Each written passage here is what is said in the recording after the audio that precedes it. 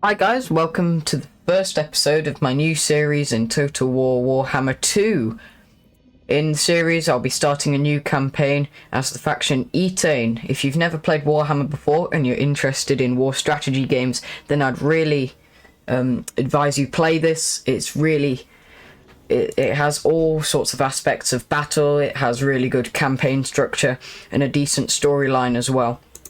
So, if you have played Warhammer before, then you know what I'm about to go into, and I just hope you enjoy everything.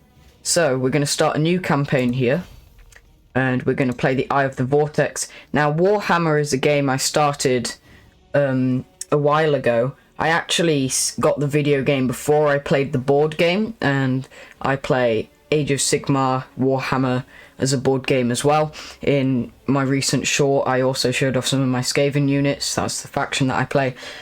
But for the sole purpose of content, I'm going to be playing Eatain because it's a good faction for beginners, and the Eye of the Vortex map I've chosen is quite a bit smaller as well. So we're going to go into this, and we're going to pick the most common lord, which is Tyrion. Now, Tyrion has some additional starting units. He has a Flamespire Phoenix and the Eagle Claw Bolt Thrower. The way Warhammer works is you have different units you can build up into armies. Now, most units cost income as well, so it's quite a bit of managing your faction as well as cool battles. So let's just dive straight into it. We're going to set the campaign difficulty to normal and the battle difficulty to normal.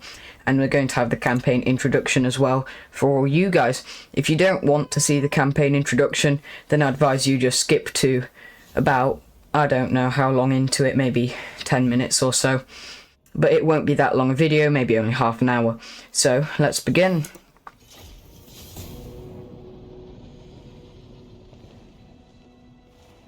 Who are the Asur? An enigma to men and dwarfs, who know them as High Elves. At the center of the great ocean lies Ulthuan, a paradise created by the Old Ones. But when the stellar gates collapsed, demons flooded the mortal plane. All was lost until Anarion the Defender strode forth. The first Phoenix King vanquished the demons with the aid of the Archmage Calador Dragontamer. It was Calador and his elven mages who created the Great Vortex. A swirling maelstrom that siphoned the excess magic, withering demonkind.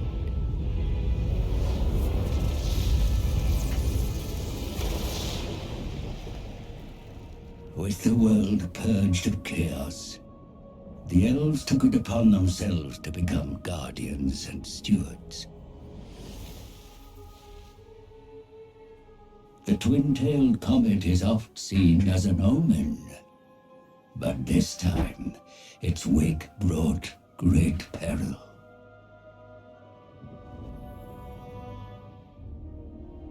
The dragon with two tails flies lower than before.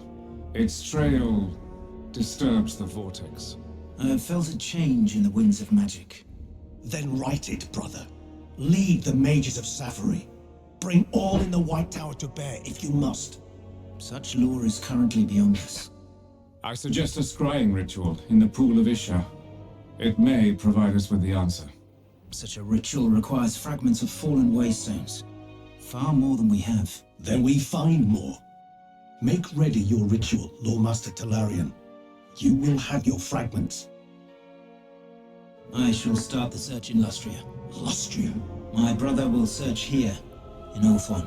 Why do you care so much about the greater world? Why do you not? Stay here, brother. Protect Ulthuan. But I venture beyond our borders. And while you meddle in far-flung continents, I will ensure you have a home to return to.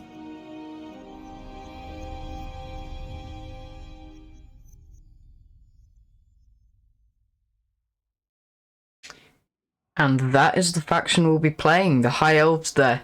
In that little cutscene there, we just got introduced to the Asa, and for context, Lustria is the continent I'll show you when we get to the campaign map as well. It's further down and to the left of the map. And we'll be playing as Tyrion. His brother Teclis does start in Lustria. If you want to play him, you can, but it's a bit more of a challenging experience if you're a beginner. But anyway, ever watchful for a chance to strike at their mortal enemies, the hateful Dark Elves have taken advantage of the discord wrought by the comet's appearance to launch an invasion of Ulthuan, the divine home of the High Elves. Lothan, the High Elf capital city and seat of the Phoenix King, is gravely threatened. Cursing his brother's absence and with few forces at his disposal, Tyrion marches south to lead the counterattack. And that's where we come in. If the game would like to load. Here we go. I humbly beg of your attention, Prince Tyrion. So here we have the servant, blah blah blah. Rapid march south. So here we have the campaign map. This is Lustria down here, and this is, I'm not sure what the continent's name is. You got basically where all the Tomb Kings are, the undead there, and then further south are some lizard men and all sorts of different races. And up here we have Nagarond. And that's where all the Dark Elves are, and then further south you have things like pirates and all sorts. So, firstly, this is our capital city, Lothan, and it is under threat from the Cult of Excess, the faction that has launched an invasion on Ulthuan. And our army here, Tyrion. Your host enters the theatre of war, Prince Tyrion. Wield your forces wisely. So, we also have an enemy settlement here, the Tower of Lycian. Control of the Tower of Lycian, Lord Tyrion. Its capture, Prince Tyrion, now is the perfect. Okay, so basically on the campaign map you have different armies. You see here this army has 3 units of spearmen and Tyrion, the Lord. And we can issue an attack order on this army here. But this yellow line here is how far you can move in a turn. Now you can actually adopt different stances, which would usually show up here. But we don't have those yet because we're doing the introduction. And this little dotted line here shows how far you could march in the marching stance. But first we issue an attack on Sareth. Sorry, I'm awful at pronouncing names, so some of the names will get really ridiculous later on. Okay, so this is the battle panel. You are attacking the Cult of Excess. We're in Lothan. The terrain is grassland. And here we have the option. It's only allowing us to fight because that's the introduction, but we can also auto-resolve later on, and that just saves us from having to play through every single battle if you're going to get a decisive victory or a decisive defeat. But it's going to give us a close victory if we auto-resolve, but I think we can fight and do better than that. So, we attack. Now, what I really like about this game is that it has... You see each of the units and each person in the unit. It isn't like different war strategy games where it's got really good graphics and the combat is quite realistic as well, but I've turned off blood mode because it's inappropriate for some viewers. So it just has a bit of lore there if you want to pause the video and have a read through that. I just can't be bothered and probably don't have enough time before it loads to read through all that. Here we are. Fellow Asya, hear my words. Yet again, the Druki come at us, a never-ending tide of war. But Ulthuan's cliffs are strong. Our spearmen here. Its shores refuse to be washed away by the waves of our hated king. Today we must guard Lofern's sea walls. Let the Druki torrent come. Their waves will break upon us. Turn back the flood. For Ulthuan, for the Phoenix King, for Asurion. Now, Druki raiders were lost. Fighting close to here, Prince Tyrion. Survey the area for yourself. I don't claim to be a pro at this game. I've played it for a few years now, but I'm not an expert. And yeah, am alright in combat, I suppose. But if I do make any mistakes, feel free to point them out and give me some tips down in the comments to make sure I can do better in the future. This series will be hopefully continuing in the future as well. Your elves stand ready for battle, Prince Tyrion. Each one has sworn an oath to drive the... Yeah, the graphics are amazing. I got a new graphics card recently as well, so I've changed some settings around and it's looking a lot better than it was a few months earlier. Yeah, so it's just talking about terrain there. How we can move. So, to move units, you click on them, and once you've selected them by clicking on them, you can hold down the right button and let go of it, and that will order a unit to move to a certain position, like so. Excellent. Your place is amongst your warriors, mighty lord. Your very presence encourages them to fight harder. Yep. So each leader will exert a certain amount of leadership upon the forces they're near. I think it's this blue circle here. The time has come to advance your warriors, so here we have the unit bar, and that shows us the stats of each unit without us having to zoom around the battlefield for some larger battles. So what we can do is we can issue, if we hold down shift, we can select all of our units and then hold down right button and drag across to issue them to move to this ridge here. Excellent. Your army advance in search of the enemy, my lord. Take this time to practice maneuvering your forces while not under threat of attack. Remember, I'm alright. I've played this game before. Issue only to units currently selected. Yeah. Okay, thank you, Mr. Advisor. Yeah, only units selected will move, obviously. We have enemy units on the battlefield. The enemy come into sight, my lord. We have caught them by surprise. Advance quickly before they can retreat. Okay. So, let's go. So we must select our spearmen, and Tyrion goes here. We need to make sure they don't flank us. So we take a wide formation with Tyrion in the rear for support. There we go. Okay, so we're about to make contact with the enemy. Send your elven warriors into attack. Okay, so how we're going to do this is we select a unit of spearmen and we right click on another unit to order them to attack, and then we select Tyrion and we order them to attack Sareth, the enemy lord. Do not let your forces be surrounded. Yeah, just talking about not getting flanked. And now for the good part. Be sure to keep watch on your warriors in battle, my lord. Their very lives may depend on it. There we go. Sunfang lusts for battle. So Tyrion's attacking Sareth with his flaming sword. It shall be done. And our spearmen are... so you see on the bottom of their description it says in melee unit winning. That's important to monitor how each of them are doing. And also in the hotbar here you can see it says in melee there. If it's red it means they're losing, if it's amber it means they're drawing, and if it's green it means they're winning. So we have managed to make a unit flee, so we have routed the enemy. So now I believe, yes, more units. Your Asher are brave, but this shall be a stern test. It will. So now we need to advance further. We took minimal losses during that, but this ridge here will come in useful. Let's order our spearmen across this ridge here, and we keep Tyrion behind. Now they do have quite a strong force, and they would appear to be overpowering us by quite a bit.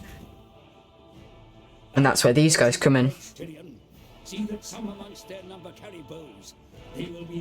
Yes, so we have ranged weapons now.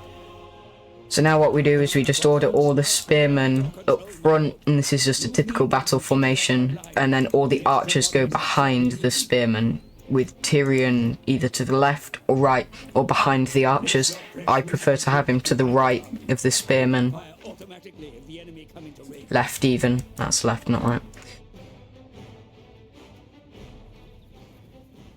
So now we have this force over here. How many have we got? So 90, 90, 68 and 68.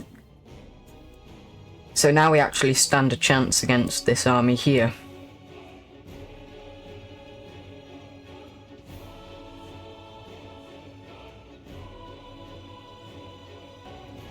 If you hold space during a battle, you can see where different units are going to end up. So if you hold down space, it makes it a lot easier to position.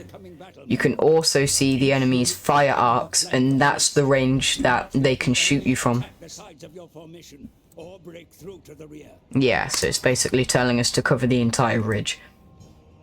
Don't get flanked. Really, we want our archers to form up. Move your infantry out to block the pass and await the end. Yeah, I've done that. So I'm going to toggle all my spearmen to guard mode. So they only move if they're ordered to. For some reason the shades have stopped. Oh no, they're moving again. Okay, so this is where it could get interesting. We can't pause the game.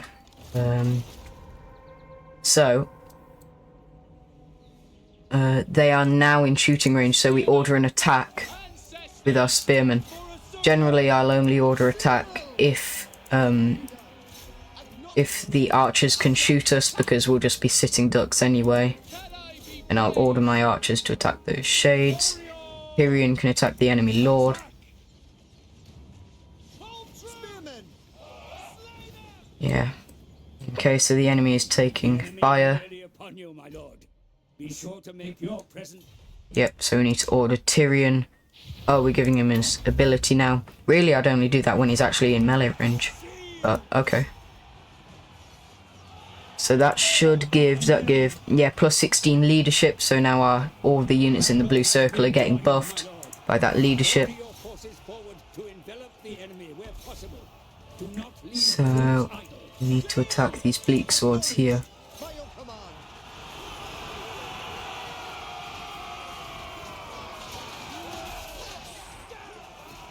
But it isn't looking too good. For battle. Spearmen. Without fail. Asa attack. Okay, so we have the dread spears pinned over here, but we are outnumbered by another unit of bleak swords. Tyrion is winning against the enemy lord in this region, which means we can focus all our efforts on this unit of dread spears over here. We've also managed to take out one of the units of shade, so we can refocus our efforts on the dread spears over here. Heir of Anarion. Spearmen, it will be done. Really, we want to keep attacking on the dreadlord. So that was a really powerful blow then. Look out. Whoa. That's a lot of the health bar going down. Okay. Now archers are doing well. But that's not all the reinforcements we're getting. Take reinforcements, my lord. Here comes the cavalry. But they are sorely needed. Okay. They are indeed sorely needed. So what we can do with these is we can charge from the rear. So if we position them here, we can charge the archers, and that will be a key component. Approach the battle. Have them charge. Okay, the enemy lord is almost dead, and that will cause leadership penalties as well. Okay, the cavalry's in position, so now we just charge the shades here. I love watching the cavalry charge. The Ever Queen.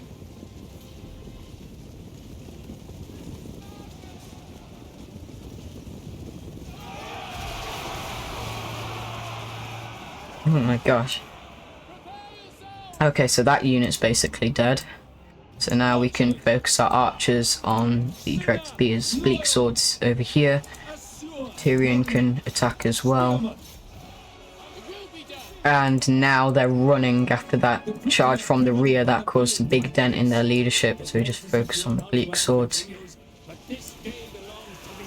Yes, victory. That's good. So, news of Tyrion's victory against the Druki spreads quickly throughout Lothen. The plazas of the capital are filled with scenes of revelry, much to the consternation of the Phoenix Court, still on a war footing. Out in the field, Tyrion and his forces bandage their wounds and collect the waystones of the dead. Lothen is secure for now, but the need to drive the Druki from out of Ulthuan once and for all remains paramount. So, after the battle, this is the post-battle report here, we got a decisive victory. And that's not specifically true, but it's just the story. So, we have magically healed all of our units. And now we have 3 options. We can force labour, which heals us, which there's no point in doing. We can gain unit experience, or we can ransom the captives. So that gets us money and influence, but that gives us experience. So I think we'll go with that one there. We already have plenty of money. The distance your army can still move is shown around it, my lord. Yeah. The enemy still threaten your... So now we need to move to defend Lothen. Like that. There we go. Stand ready. Shield against the darkness. So here we can recruit. We can choose from archers, better archers, the light armoured archers, the spearmen, or the rangers. Now the rangers are interesting, so we get one of them, and we also need an archer and a spearman. I'll just mix it up. Excellent choices, thank you. Okay. So this is the predicted income, this is the treasury, so the income per turn there, we're getting 2,137 per turn, that adds on to our treasury. There we go. So, Lothen here we can build. Yeah, so this is the province panel. So, to upgrade certain buildings, it requires population surplus. So here's the overview panel. So these icons represent buildings within the province. Yep. First icon was with each settlement represents a settlement building. And if it has a hammer over it, it means you can build onto it. So other settlements in the province are shown here. And basically, if they have the enemy banner over them, and the war symbol there, that means they're controlled by the enemy, and if you control them then it'll appear as Lothen is. So skip all this, we don't need that. Anyway, yeah, this is the province info panel. So we have growth, so just pause the video there, you can read all this here. So they produce income, and they also have public order here. Public order is a measure of the population's happiness. If it reaches negative 100, it will become a rebellion. And you'll get an enemy army. Corruption is a measurement of chaos, vampiric, or Skaven influence. And currently it's 100% uncorrupted, which is good. So that's that. So we can upgrade the settlement here because we have 1 population surplus and 2,000 gold. So we can upgrade this to level 2.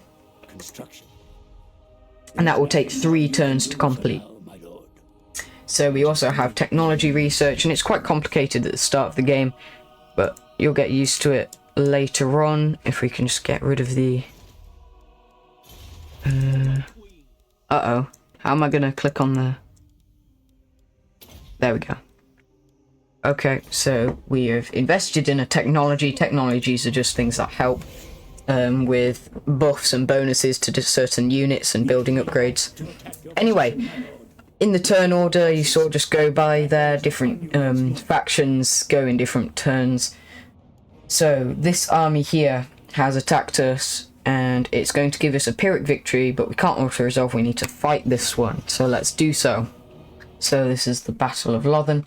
So they have, here we can see what units they have: 2 bleak swords, 2 dread spears, a dreadlord, a unit of dark shards, and they have artillery, so long-ranged missile weaponry that's used across the field. Probably has a range of about from here to there, so like the middle of the yellow to the middle of the red area. By the way, those yellow and red areas show where you can put your forces to deploy and where the enemy can put their forces to deploy. Yeah, so always survey the area. So there is forest land here. Different biomes basically give you different buffs. Forest reduce the speed and combat efficiency of large units, but they also allow some units to hide, like these cavalry here. My troops are hidden, yep. So they'll have the eye icon above them. So you see... Yeah. Come on, advisor. So they have the eye icon here, which means both of these units are hidden. And the brown bar below the archers means that's their ammunition. If they run out, they instantly go to melee mode. But anyway, here we need to position our troops on the ridge. So position our spearmen like so. Our archers as well behind them, and Tyrion to the side. Good. Your troops are ready. Yep, so now we can deploy. To arms, then. The enemy. Okay, so the first thing we want to do is we have pause, slow motion, play, forward, and fast forward. So we need to keep our cavalry hidden. What I'd advise is we just advance them up here to this area. Make sure they're flanking the enemy. We also want to push up our spearmen, so just onto this ridge here, and make sure our archers have a clear view of the enemy like so. And Tyrion also wants its presence to be felt on the battle, so we just fast forward play that. Now here you can see that the Reaper bolt thrower is, well, bolt throwing my spearmen, which we really don't want to happen, so I'm going to issue an attack order on these bleak swords here. So we issue one there, one there, one there. We can also have our archers shooting the dark shards and these. And we also want Tyrion attacking Kalek, the enemy lord. Now, we're going to keep Reavers hidden in the forest. We're just going to advance them up there and keep an eye on our main force for now. Those cavalry will come in really useful later, taking out the bolt thrower. So now we have our archers in range.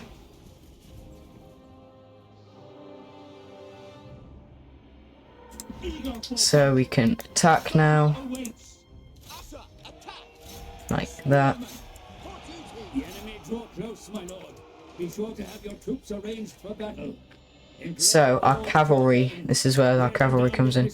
So we line up our cavalry behind these trees here. We're doing quite well. We need to make sure these dread spears aren't too...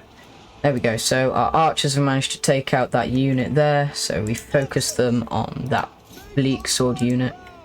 Tyrion's also doing well in the battle.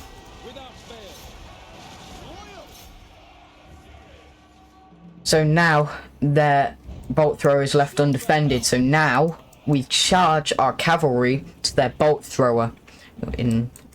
So now all of their units have gotten tangled up in the main line, basically letting us come in.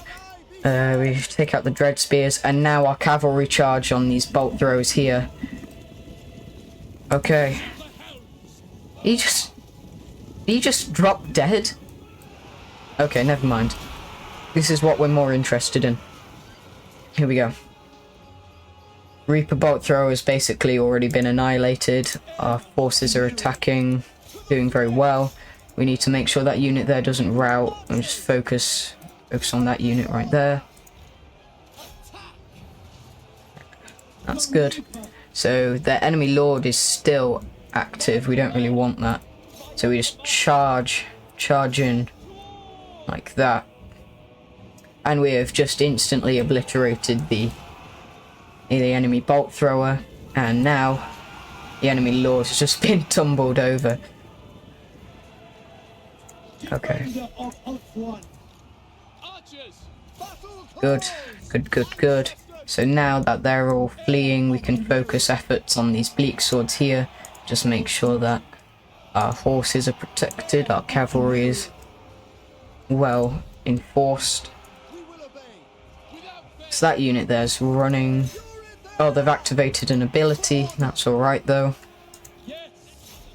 So the enemy lord is doing not too well.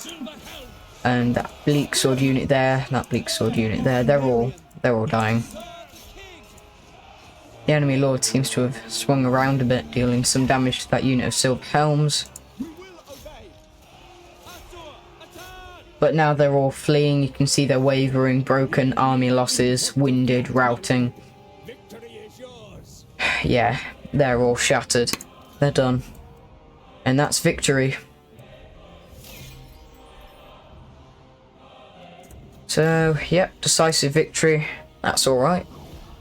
We only lost 112 out of 500. So we have 385 remaining. You see additional armies drawn into battle on the campaign map appear as reinforcements. Reinforcing armies appear at the edge of the battlefield during the fight. And we're going to need reinforcements later on. But I don't think we have time for that this episode. We'll just get this turn done. Maybe recruit some more units. And then that'll be that. So here we are. Now here we can replenish units by 12% by forcing labour on the captives. We got 44 captives, so yeah, we can enslave them. Now we can continue with our recruitment, and we have a solid army of 11 units. Spies within the occupied cities suggest that the Druki are on the hunt for ancient scrolls of power. That would make sense. Scrolls of Hecate, I'd imagine. Okay, so that's just garrison in Lothen, which blocks them from moving up further north that way. And recruit here. We can grab another unit of rangers and 2 light archers. I think archers are going to play a very important part. And we also have another technology available. We can get spear wall, which gives us weapon strength, naval discipline. I think we'll just start with spear wall, work our way down. We do have quite a few spearmen. That would be useful. And that's basically how the rest of this campaign is going to go. But it will get more interesting from here. This won't be it. Trust me, it will get much more interesting. In some campaigns I've taken all of Ulthuan. One campaign I actually got world domination, which I was quite proud of. It took me years. Shield against the darkness. But I dominated the entire world. I went around Ulthuan, then I went further north, took Nagarond, went south, and then spread to Khemri, this area here. And hopefully we'll be able to do the same, but definitely not in the half an hour I've given this episode.